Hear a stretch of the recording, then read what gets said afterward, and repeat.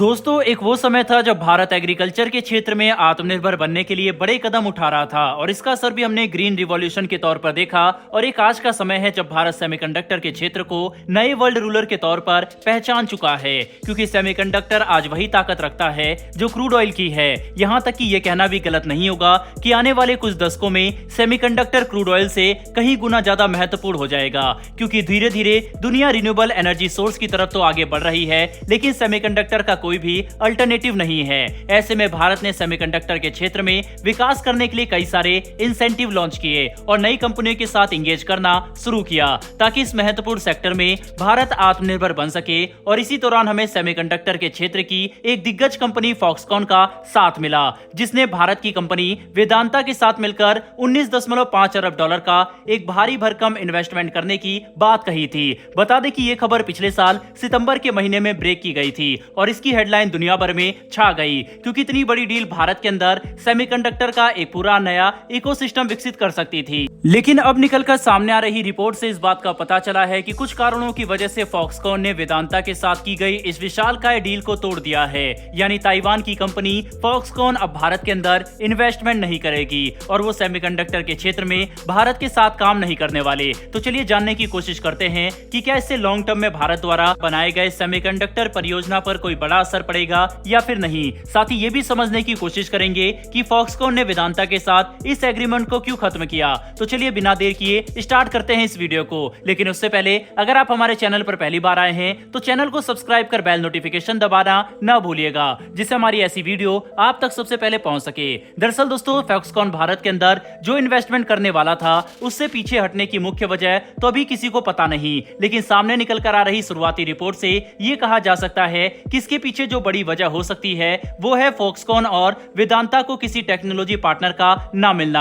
दरअसल सेमीकंडक्टर के क्षेत्र में फॉक्सकॉन भले ही एक बड़ा नाम हो, लेकिन इस कंपनी के पास आईफोन की असेंबली और मैन्युफैक्चरिंग का एक्सपीरियंस है, जबकि सेमीकंडक्टर के क्षेत्र में इस कंपनी के पास उतना बड़ा एक्सपीरियंस फिलहाल नहीं है कि ये भारत के अंदर अकेले इसका इकोसिस्टम बना सके, जिसकी वजह से फॉक्सकॉन अब इस डील से पीछे हट चुका है। बता दें कि शुरुआती रिपोर्ट में इस बात की भी जानकारी सामने आई है कि एक यूरोपियन कंपनी जो सेमीकंडक्टर टेक्नोलॉजी के मामले में काफी एडवांस थी, वह फॉक्सकॉन और वेदांता के साथ मिलकर काम करना चाहती थी, जबकि भारत सरकार चाहती थी कि ये कंपनी इन दोनों कंपनियों के जॉइंट वेंचर में पार्टनरशिप हासिल करे, ताकि इस यूरोपियन कंपनी का इन्वेस्टमेंट भी भारत को मजबूत बना सके। लेकिन फॉक्सकॉन इसके लिए तैयार नहीं हुआ और कुछ परेशानियों की वजह से ये कंपनी भी पार्टनरशिप नहीं चाहती थी।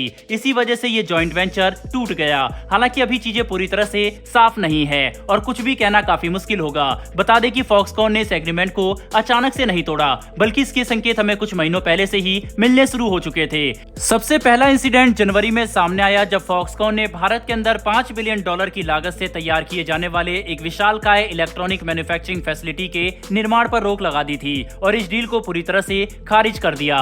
बता दें कि इस डील के तहत फॉक्सकॉन 5 साल के पीरियड में भारत के अंदर $5 बिलियन निवेश करने वाली थी। उसके बाद अगला इंसिडेंट हमने मार्च में देखा, जब फॉक्सकॉन की तरफ से ऑफिशियल स्टेटमेंट जारी करके ये बात बताई गई कि वो भारत के अंदर जो इन्वेस्टमेंट करने वाले हैं उसके लिए अभी तक उन्होंने कोई बाध्य एग्रीमेंट साइन नहीं किया। मतलब यहाँ पर फॉक्सकॉन पूरी दुनिया को इनडायरेक्टली बताना चाहती थी कि वह इस डील से पीछे भी हट सकते हैं। और अब आखिरकार चीजें कंफर्म हो चुकी है कि फॉक्सकॉन भारत के अंदर निवेश नहीं करने वाले। तो चलिए अब समझने की कोशिश करते हैं कि इसका भारत के लिए क्या मतलब है और भारत के सेमीकंडक्टर परियोजना पर इसका क्या असर पड़ेगा। दरअसल दोस्तों, मोटे मोटे शब्दों में समझने की कोशिश करें तो इस बात से इंकार नहीं किया जा सकता कि फॉक्सकॉन का भारत में निवेश करने से मना करना हमारे लिए एक काफी बड़ा सेटबैक है, क्योंकि 19.5 अरब डॉलर एक काफी बड़ा अमाउंट था और अगर इतना बड़ा इन्वेस्टमेंट भारत को मिलता तो हम अगले एक दशक में भारत के अंदर एक मजबूत सेमीकंडक्टर इकोसिस्टम तैयार कर सकते थे, जो न कि सिर्फ साल 2030 तक भारत में $110 अरब से भी ज्यादा के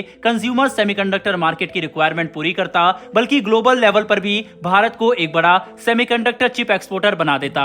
लेकिन अब फॉक्सकॉन के इस परियोजना से बाहर निकलने के बाद हमें झटका तो जरूर लगेगा, लेकिन इसी के इम्पैक्ट को कम करने के लिए भारत मार्च से ही अमेरिका के साथ अपने संबंध मजबूत करना शुरू कर चुका है, जिसके तहत अमेरिका की कंपनी माइक्रोन भारत के अंदर $2.7 अरब की कीमत पर एक सेमीकंडक्टर फैसिलिटी स्थापित करेगी। इतना ही नहीं, बल्कि मार्च के महीने में ही भारत ने अमेरिका के साथ एक बड़ा मेमोरेंडम ऑफ अंडरस्टैंडिंग साइन किया था, जिसके तहत दोनों देश साथ मिलकर मिलकर एक मजबूत सेमीकंडक्टर सप्लाई चेन बनाएंगे, जो भारत के लिए काफी महत्वपूर्ण साबित होगा। दोस्तों, कुल मिलाकर समझने की कोशिश करें तो भले ही फॉक्सकॉन के भारत में निवेश करने से पीछे हटने से हमें काफी नुकसान होगा, लेकिन अमेरिका और दूसरे यूरोपियन देशों के साथ सेमीकंडक्टर के क्षेत्र में काम करके हम इस कमी को पूरा कर सकते हैं और भारत इस पर काफी तेजी से फिलहाल काम भी कर रहा है। बहरहाल दोस्तों, इस वीडियो में इतना ही। इस विषय के ऊपर आपकी क्या राय है कमेंट बॉक्स में लिखकर जरूर बताइएगा। साथ ही हमारी आने वाली डेली ऐसी वीडियो के लिए चैनल को सब्सक्राइब कर बेल नोटिफिकेशन जरूर दबा ले। फिर मिलेंगे ऐसी एक नई वीडियो के साथ। धन्यवाद। जय हिंद।